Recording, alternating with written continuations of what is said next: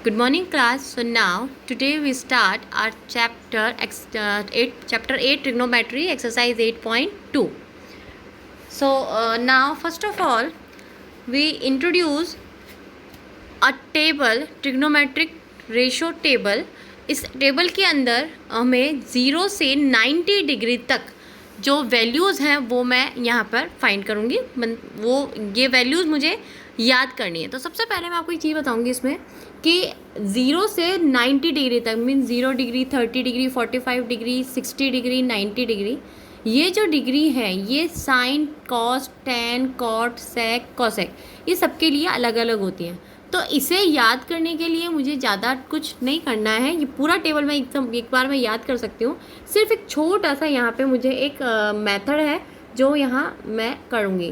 तो इसमें मैं क्या करूँगी कि जो फर्स्ट लाइन है मैं 0, 30, 45, 60, 90, इसकी जो फर्स्ट लाइन है वो कैसे आती है, अब ये देखेंगे कि साइन थीटा हमारा कैसे आता है।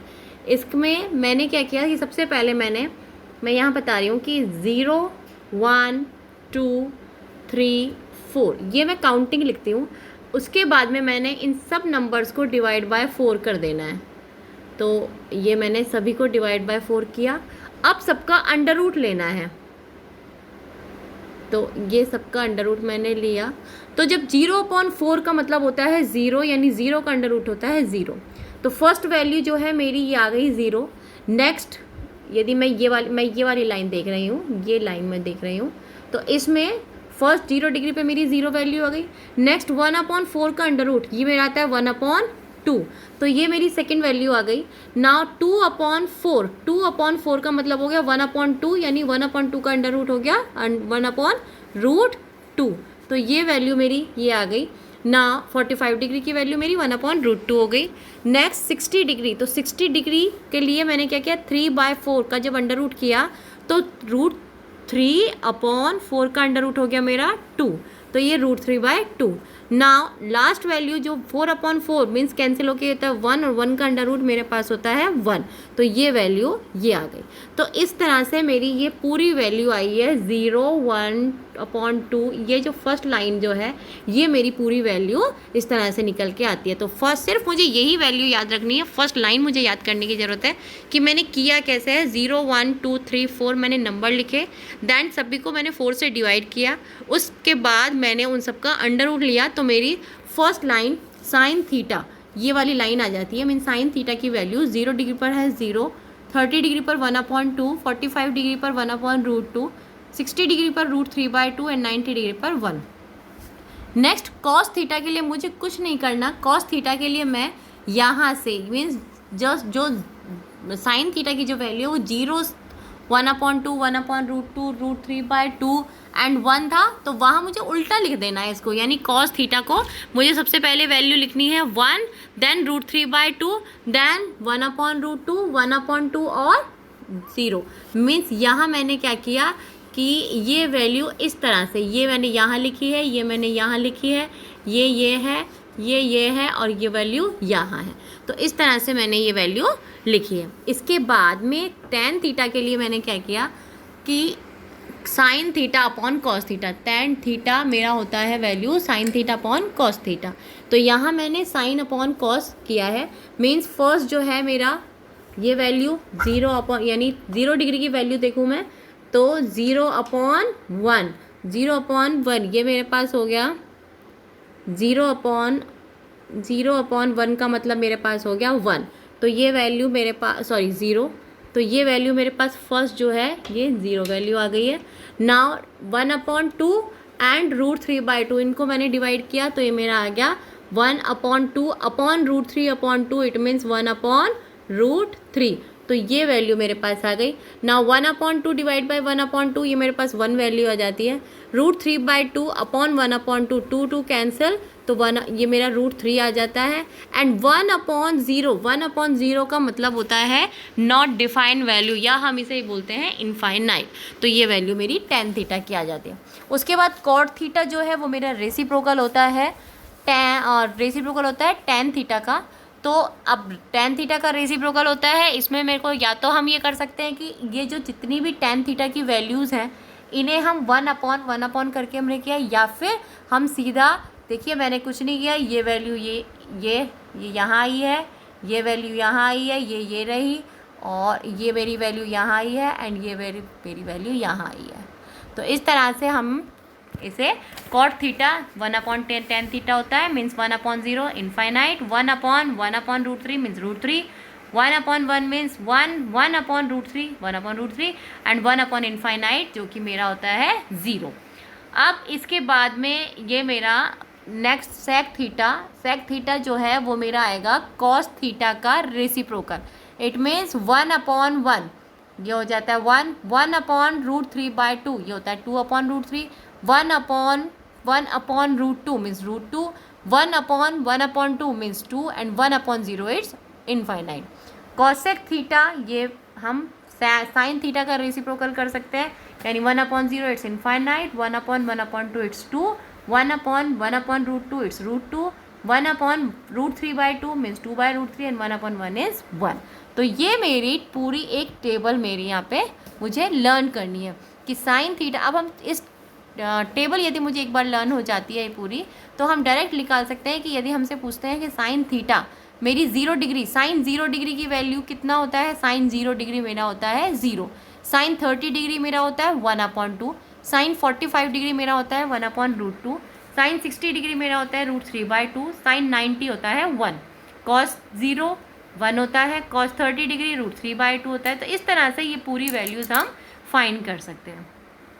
इस टेबल के बाद हमारे आते हैं एग्जाम्पल्स। तो एग्जाम्पल हम एक बार यहाँ पे देख लेते हैं कि एग्जाम्पल नंबर 6 जो है ये मेरा है कि in triangle ABC right angle at B, AB is equal to 5 centimetre and angle ACB is 30 degree, determine the length of the side BC and AC। तो इसमें मेरे पास एक डायग्राम है, ABC राइट ट्राइंगल है और राइट एंगल मैंने बनाया है B पॉइंट पर। अब इसमें AB मेरे को दिया हुआ है 5 सेंटीमीटर, तो दो साइड जो इसकी रिमेनिंग जो 2 साइड्स हैं BC एंड AC ये मुझे फाइंड करनी है। हमने इसमें क्या किया कि सबसे पहले ये देखिए हमारे पास एक तो एंगल गिवन है और एक AB साइड गिवन है। तो हमने लिखा, अब हम इसमें आप यहाँ पे मैंने tan 30 लिया है, आप sin 30 भी ले सकते हैं, cos 30 भी ले सकते हैं। बस हमें यहाँ ध्यान ये रखना है कि हम ऐसा रेशो लें जिसमें एक जो AB साइड है वो इंक्लूड हो जाए, यानी ऐसा कौन सा रेशो है जिसमें इस थीटा के लिए ये तो है परपेंडिकुलर, तो या तो मैं परपेंडिकुलर अपॉन हाइपोटेनियस का रेशो लूँ, या मैं इसमें परपेंडिकुलर अपॉन बेस का रेशो लूँ, या फिर मैं इसमें बेस अपॉन हाई। अब इसमें मैं बेस अपॉन परपेंडिकुलर यानी कॉट थीटा भी मैं ले सकती हूँ, लेकिन इसमें बेस अपॉन हाइपोटेनियस कॉस नहीं ले सकती। कॉस इसलिए नहीं ले सकती क्योंकि मेरे पास यदि मैं कॉस 30 डिग्री का रेशो लेती हूँ यानी बेस अपॉन हाइपोटेनियस, तो उसे लेने से मुझे कोई बेनिफिट नहीं होगा, क्योंकि ना तो मेरे पास बेस है और ना मेरे पास हाइपोटेनियस है। तो यहाँ मैं ऐसा रेशो लूँगी जिसमें मेरी एक साइड AB इंक्लूड हो जाए। तो यहाँ मैंने लिया है tan 30 डिग्री, चाहे तो आप यहाँ पर sin 30 भी ले सकते हैं, क्योंकि sin 30 मेरे पास बेस वो परपेंडिकुलर अपॉन हाइपोटेनियस होता है।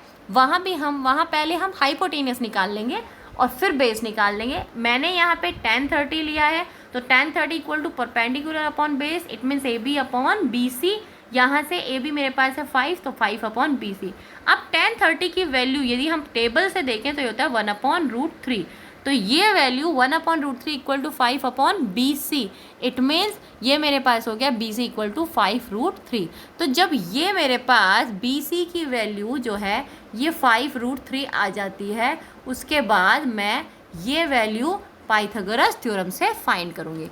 तो पाइथागोरस थ्योरम से AC is equal to AB square plus BC square का under root, it means 5 square plus 5√3 whole square, this is equal to 100। तो AC जो है स्क्वायर रूट ऑफ 100 मीन्स ये आ गया मेरे पास 10 सेंटीमीटर। तो ट्राइंगल की तीनों साइड मेरे पास आ गई है। AB जो है 5 सेंटीमीटर है और AC जो है 10 सेंटीमीटर आ गई, एंड BC जो है मेरी 5√3 आ गई। इस तरह से यह है question number example number 6।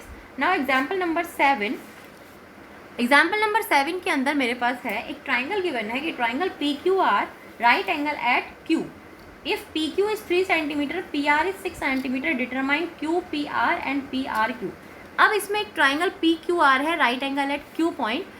P और R दोनों एक्यूट एंगल हैं। अब इसमें दो साइड मेरे पास गिवन है PQ यानी परपेंडिकुलर। यदि मैं R एंगल के लिए बात करूं तो PQ जो है ये मेरा बनेगा परपेंडिकुलर और PR जो है ये मेरा होगा हाइपोटेनियस। इट मीन्स यहाँ मेरे पास मुझे एक ऐसा रेशो, इस एंगल के लिए ऐसा रेशो ले लूँ जिसमें मेरा परपेंडिकुलर अपॉन हाइपोटेनियस आए।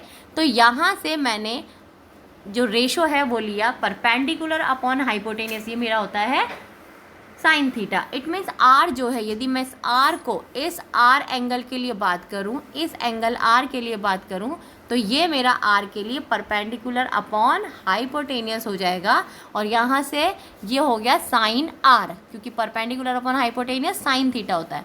तो sine R is equal to perpendicular upon hypotenuse. Value सब हम पुट करेंगे तो ये 3/6, इट मीन्स 1/2। तो यहाँ से ये वैल्यू मेरे पास आ गई, sine R is equal to 1/2। अब यदि हम टेबल से देखें तो 1/2 जो वैल्यू है वो होती है साइन 30। अब आप बोलेंगे कि 1/2 तो cos 60 की वैल्यू भी होती है, लेकिन मुझे यहाँ साइन के रेफरेंस में ही लेनी है क्योंकि मेरा राइट साइड में साइन आर है। तो 1/2 जो वैल्यू है वो साइन 30 की है। तो sine 30 equal to sine R, it means R जो एंगल है वो मेरा 30 डिग्री के इक्वल है। अब मेरे पास एंगल आर आ गया 30 डिग्री, एंगल क्यू मेरे पास 90 डिग्री है। तो एंगल P हम एंगल सम प्रॉपर्टी से फाइंड कर सकते हैं 180 minus angle Q plus angle R, that is equal to 60 degree. तो ये आपका example number 7। Now example number 8। Example number 8 जो है बहुत इंपॉर्टेंट एग्जाम्पल है। इसमें आपके पास गिवन है कि if sine A minus B equal to 1/2 and cos A plus B equal to 1/2, 0 degree is less than A plus B is less than equal to 90 degree, A is greater than B, find A and B। Means ये जो conditions हैं, अब मेरे पास सबसे पहले तो दिया हुआ है sine A minus B equal to 1/2। तो यहाँ से मुझे पता है कि जब लेफ्ट साइड में मेरा साइन A माइनस B है और राइट साइड में, इट मीन्स मुझे जो 1/2 है वो साइन के रेफरेंस में देखना होगा कि किस थीटा पर साइन की वैल्यू 1/2 होती है। तो ये होता है साइन 30। इट मीन्स 1/2 को मैं साइन 30 लिख सकती हूँ। तो मेरी इक्वेशन बन जाती है sine A minus B equal to sine 30, it means A minus B equal to 30 degree. तो फर्स्ट इक्वेशन यहाँ से मेरी बन गई A minus B equal to 30 degree. अब सेकंड यदि हम उठाएं तो सेकंड हमारा है cos A plus B equal to 1/2। It means यहाँ हम राइट साइड में देखें तो cos के रेफरेंस में हम देखेंगे 1/2 वैल्यू होती है जो होती है cos 60 degree. It means cos A plus B is equal to cos 60 degree, we can write. तो यहाँ से मेरी इक्वेशन 2 आ जाती है A plus B equal to 60 degree. अब दो इक्वेशन मेरे पास है A minus B equal to 30 degree, A plus B equal to 60 degree. तो फ्रॉम चैप्टर 3 लीनियर पेयर, जो 2 लीनियर पेयर इक्वेशन 2 का है, वहाँ से हम यदि हम इसे elimination method, cross multiplication method या सब्स्टिट्यूशन मेथड, किसी से भी आप इसको सॉल्व कर सकते हैं।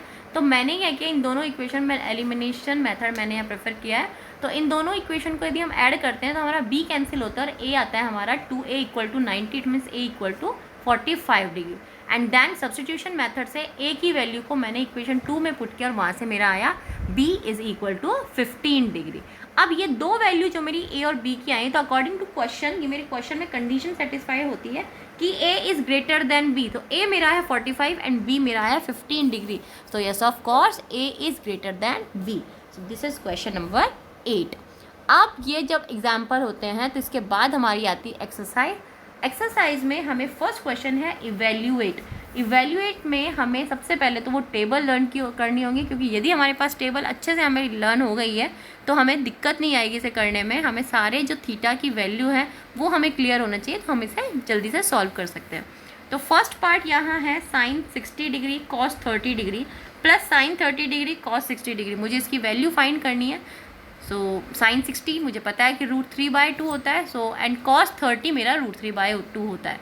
तो साइन 60 की वैल्यू मैंने √3/2 रखी, cos 30 की वैल्यू मैंने √3/2 रखी।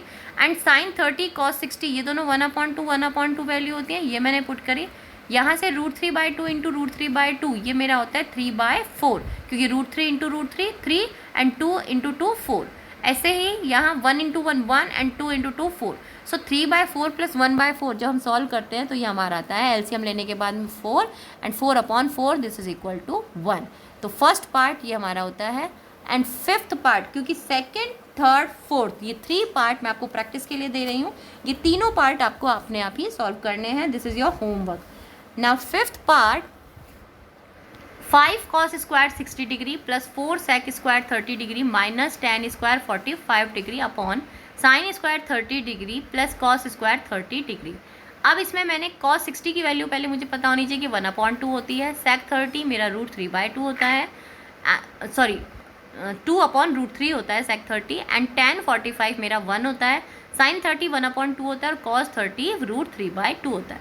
ये सारी वैल्यूज़ हम इसमें पुट करेंगे एंड सॉल्व करने के बाद ये हमारा आता है 5/4 प्लस 4 जो 16/3 माइनस 1/4 प्लस 3/4। तो न्यूमरेटर को हम अलग सॉल्व कर लेते हैं, डिनोमिनेटर को अलग सॉल्व कर लेते हैं।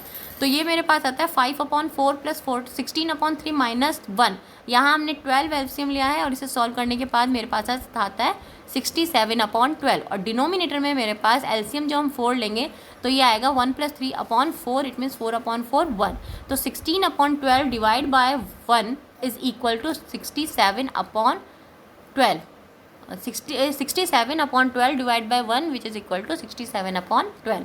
तो ये मेरा फाइनल आंसर निकल के आता है फिफ्थ पार्ट का। सो फर्स्ट क्वेश्चन यहाँ हमारा कंप्लीट होता है। First question, second, third and fourth part ये आपको होमवर्क में करने हैं। पीडीएफ में मैं आपके सिर्फ फर्स्ट और फिफ्थ पार्ट, ये आपके एक्सरसाइज के फर्स्ट और फिफ्थ पार्ट आपको करने हैं। एग्जाम्पल्स यदि आप चाहते हैं तो आप यहाँ से नोट कर सकते हैं, अदरवाइज आपकी बुक में है तो आप जहाँ से आपको सूट लगे वहाँ से आप करेंगे। और एक्सरसाइज का फर्स्ट क्वेश्चन आप कंप्लीट करेंगे अपनी एक्सरसाइज में। फर्स्ट फिफ्थ पार्ट मैंने करा दिया है, सेकंड थर्ड फोर्थ पार्ट आपको खुद को करना है। एंड ये सबमिशन जो है एक्सरसाइज 8.1 का सबमिशन आप सभी को अपने क्लास मोबी पे अपलोड करना है, exercise 8.1 complete. Okay, thank you.